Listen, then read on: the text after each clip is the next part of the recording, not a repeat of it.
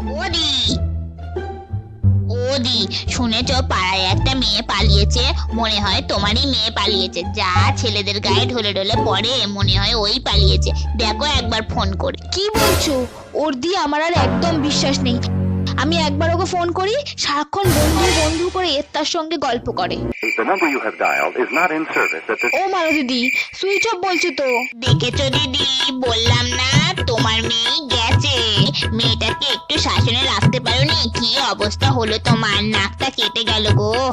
আর আমার মেয়ে, বাবা অত সুন্দর দেখতে, তাও কোনো ছেলের দিকে তাকায় না। কম পাহারায় লাগলে যা হয়। এই মালতী, তোর মেয়ে পালিয়ে মন্দিরে বের করছে, তাড়াতাড়ি আটকাবি আয়। তা মালো দিদি, তুমি বলছিলে না আমার নাক কেটে গেছে, এদিকে দেখি তোমার নাকি কেটে ঝুলছে। যাও যাও তাড়াতাড়ি যাও, যদি নাকটা জুড়তে পারো।